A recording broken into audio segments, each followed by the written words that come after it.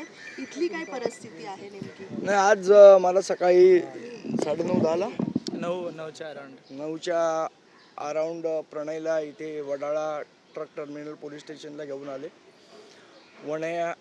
प्रणय हा इथल्या CJPचा मुंबईचं काम करतो. त्याचा मला साधारण 10:30च्या सुमारास फोन आला की मला असं इथे डिटेन करण्यात आलं आहे वडाळा ट्रक टर्मिनल पोलीस स्टेशनला. त्याप्रमाणे मी त्याला म्हटलं तू काय काळजी करू नकोस, मी येतो तिथे. मला थोडा ट्रॅफिकमुळे उशीर झाला. मी आपल्या सगळ्यांना कळवलं होतं की 11:30 वाजता मी पोचतोय. त्याच्या आधीच पोलिसांनी त्याला सोडलं. मी आत्ता पोलिसांना तीच विनंती केली की एकदा आम्हाला सांगा, मग काय प्रणय त्याला का आणलं तुम्ही, काय गुन्हा केला. म्हणून नाही त्यांनी आंदोलनाची हाक दिली. बोललो आंदोलनाची हाक तर आज पेपरमध्ये पण आली आहे, सगळ्या चॅनलवर दिसतंय की आज संध्याकाळी आंदोलन आहे. त्यांनी आव्हान केलं, याच्यात काय मोठे बरं. आणि लोकशाहीमध्ये पोस्ट टाकायला बंदी आहे का? लोकशाहीने असं मग एकदा आम्हाला आज स्पष्ट करा की लोकशाही संपली आहे का लोकशाही चालू आहे. मग आम्हालाही आमचे ऑप्शन्स ओपन राहतील. आज आम्ही संविधानाच्या मार्गाने, बाबासाहेबांनी दाखवलेल्या मार्गाने, शांततामय पद्धतीने, महात्मा गांधींच्या मार्गाने आंदोलन करतोय की बाबा लोकशाही आहे म्हणून. एकदा तुम्ही आम्हाला सांगा की लोकशाही संपली, आजपासून हुकुमशाही चालू आहे. सुप्रीम कोर्ट पण तुमचं ऐकणार नाही आहे आणि काहीच होणार नाही. मग आम्ही बघू ना आम्हाला कुठल्या मार्गाने जायचं ते. आम्हाला पण ऑप्शन्स ओपन राहतील. ज्यांना ज्या मार्गाने जायचं ते जातील. ही पद्धत नाही आहे, ही दादागिरी खपवून घेतली जाणार नाही. या विद्यार्थ्यांच्या मागे महाराष्ट्र नवनिर्माण सेना, आम्ही सगळेजणं, राजसाहेब, शिवसेना, हे सगळेजण आम्ही ठामपणे उभे आहोत. पोलिसांनी काय नेमकं सांगितलं, कारण तुम्ही त्यांच्याशी शांतपणे तुम्ही सगळेजण होतात, पोलिसांनी काहीच सांगितलं नाही कारण त्यांच्याकडे काही उत्तरच नव्हतं. झोपलेलो होतो, झोपेतून उठवलं साहेब. काय झालं होतं थोडं प्रणय थोडक्यात सांगशील काय नेमकं झालं होतं? कारण आंदोलनाच्या पूर्वी मोठ्या प्रमाणात सर्वात प्रथम मुलांच्या मनात ही भीती भरवली जाते की पोलीस डिटेन करतील, FIR करतील. तर सर्वात पहिल्यांदा विद्यार्थ्यांना सांगतो की तुम्ही घाबरू नका. हे आपण लोकतांत्रिक देशामध्ये राहतोय आणि हे जी सरकार आहे ती लोकतंत्राला मिटवायचा प्रयत्न करते. तर तुम्हाला पहिली गोष्ट घाबरायची गरज नाही आहे. आणि मी घरी झोपलो होतो, 8:30 वाजता घरी पोलीस आले आणि माझ्या आईला बोलले की प्रणय कुठे आहे. तर माझी आई थोडी घाबरली कारण का तिला असा अनुभव नाही या गोष्टींचा. तर मी बोललो, मला झोपेतून उठवलं आणि तसंच मला तिकडून घरातून घेऊन आले, न कारण न नोटीस दाखवता. आम्ही त्यांच्यावर संवाद साधला, थोडे वाद पण झाले, तरी मला काही रिझन नाही दिलं आणि पोलीस स्टेशनमध्ये आणलं आणि पोलीस स्टेशनमध्ये बसवलं गेलं. माझ्याकडून स्टेटमेंट लिहून गेले की मी असं आव्हान केला. तर हे कुठेतरी मुंबई पोलिसने थांबवलं पाहिजे. कारण का स्टुडंट्स अगर एवढ्या प्रमाणात रस्त्यावरती उतरत आहेत तर या सरकारची केवढी मोठी चूक आहे या सरकारने मान्य केलं पाहिजे. तसेच आम्हाला विद्यार्थ्यांना सपोर्ट करायला आज संदीप साहेब पण आलेले आहेत. तर स्टुडंट्स तुम्ही घाबरू नका. उद्या आज पण यायचं आहे आणि संडेला पण तुम्हाला यायचं आहे.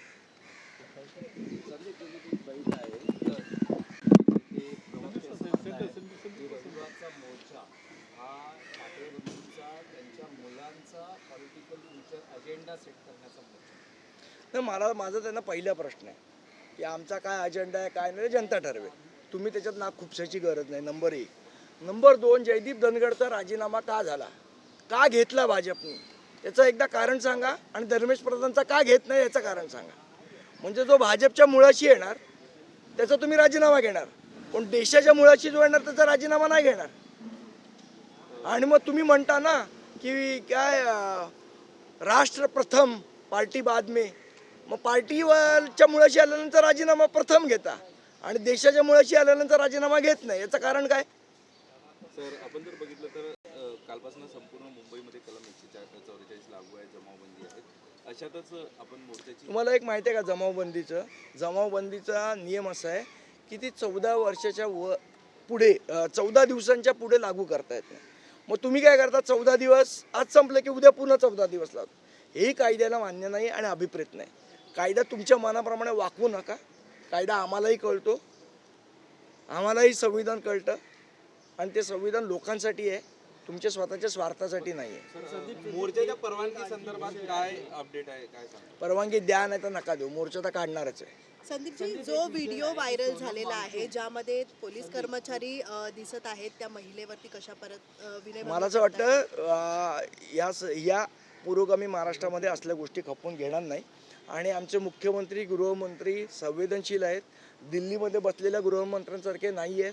मी त्यांना विरोधी पक्षात असल्यापासून बघतोय, त्यामुळे ते त्याच्यावर निश्चितपणे कारवाई करतील याची मला खात्री आहे. पोलिसांनी दावा केलाय त्याच्यामध्ये की ती महिला जी आहे किंवा ती तरुणी जी आहे ती या आंदोलनामध्ये त्या मित्राला वाचवण्याचा एकाने होता नाही, कोणतरी ठरवा आणि बोला ना. याला रिलेटेड आहे.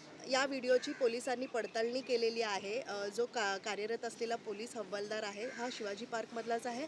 आणि आंदोलन सुरू असताना ज्या तरुणाला पोलीस पकडायला जात होता त्याची कॉलर त्यांनी पकडलेली आहे आणि ही तरुणी त्याच्यामध्ये आलेली आहे. अटकाव करण्याचा कुठेतरी मला असं वाटतं ह्या सगळ्या व्हिडिओची चौकशी करतील आणि पोलीस योग्य ते कारवाई करतील. मी तुम्हाला सांगितलं आपले गृहमंत्री संवेदनशील आहेत, याच्यावर अजूनपर्यंत तरी माझा विश्वास आहे आणि ते त्याप्रमाणे वागतील. भाजप सर्वसाधारण करते की निळ्या शर्टवाल्याची कॉलर जी आहे ती पोलिसांनी भाजपचा सोडा ते मूर्ख लोक आहेत. संदीप, एक विषय आहे की सोनम वांगचुक यांनी काल रात्री उशिरा मध्यरात्री आंदोलन मागे घेतलं, उपोषण त्यांचं मागे घेतलं. ज्या व्यवस्थेविरुद्ध, ज्या सरकारविरुद्ध काही प्रश्न होते विद्यार्थ्यांचे, त्या व्यवस्थेचेच मंत्री सोनम वांगचुक यांचं उपोषण नाही ठीक आहे. आता हे बघा, एक तर त्यांच्याबद्दल काय झालं म्हणजे त्यांच्यावर काही प्रेशर आणला, दबाव आणला, काय झालं माहीत नाही, कारण त्यांची कोणाचीच भेट होऊ देत नाही. पण ठीक आहे, त्यांनी 26 दिवस उपोषण केलं, या गोष्टीला आमचा सॅल्यूट आहे. आपण 26 तास उपाशी राहू शकत नाही. तो माणूस बिचारा 26 दिवस उपाशी राहिला. त्यांनी त्यांचा लढा दिलेला आहे, आम्हाला पूर्णपणे आदर आहे. पण याचा अर्थ धर्मेंद्र प्रधानांचा राजीनामा होणार नाही अशी गोष्ट नाही. जोपर्यंत होत नाही तोपर्यंत जी विद्यार्थ्यांची चळवळ आहे त्या चळवळीला आमचा पाठिंबा राहील. आणि मुळात काल मोदी साहेब आणि काय सेल्फी व्हिडिओ काढला त्याचंही कौतुक.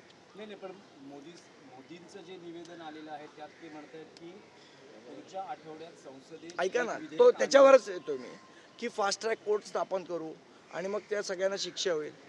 ज्या सुप्रीम कोर्टाला मुलांवर झालेल्या अत्याचाराचे व्हिडिओ बघायला वेळ नाही, जो सुप्रीम कोर्ट त्या शिवसेनेचा जो हे चालला त्याचे 4-4 वर्ष निकाल देत नाही, ते कोर्ट या गोष्टीमध्ये न्याय देईल.